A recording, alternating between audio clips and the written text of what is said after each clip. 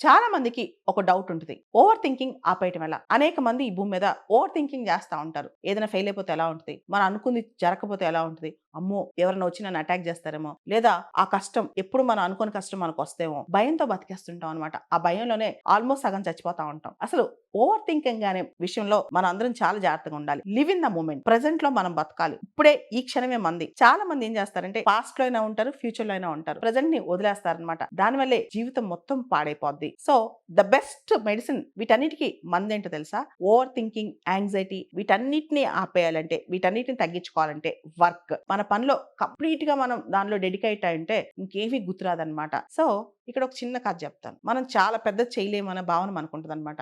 ఉదాహరణకి ఒక పెద్ద ఎద్దుందనుకోండి. ఒక కోచ్ చెప్తాడు ఒక అబ్బాయికి ఆ ఎద్దుని పైకెత్తమని. ఆ అబ్బాయి ఎత్తలేకపోతాడు. ఎందుకంటే చాలా బరువుంటది కాబట్టి. అయితే కోచ్ అంటాడు, "ఆ ఎద్దు ఎత్తలేకపోవచ్చు నువ్వు. ఇప్పుడే పుట్టిన దూడుంది చిన్నది కాఫ్ ఒకటి దాన్ని ఎత్తు" అంటాడు. ఈ అబ్బాయి ఎత్తుతాడు. చిన్నదే కదా అని ఎత్తుతాడు. రోజు ఎత్తుతూ ఎళ్తాడనమాట. రోజువారీ దాని బరువు పెరుగుతూ ఉంటది. కానీ ఈ అబ్బాయికి రోజు వచ్చి ఆ కాఫ్‌ని, ఆ దూడని ఎత్తటం వల్ల ఆ బరువు అర్థం కాదు.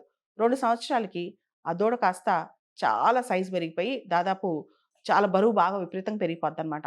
అయితే ఈ అబ్బాయి తెలియకుండానే ఒక దూడని ఎత్తుకుంటే ఎంత సులభంగా ఎత్తుకుంటాడో, అంతే సులభంగా బాగా పెరిగిన సైజున్న ఎద్దును గూడా ఎత్తుకుంటాడనమాట. అప్పుడు అర్థమవుద్ది.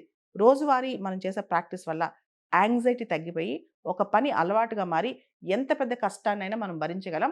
ఎంత గోల్‌నైనా మనం అచీవ్ చేయగలం అని చెప్పి.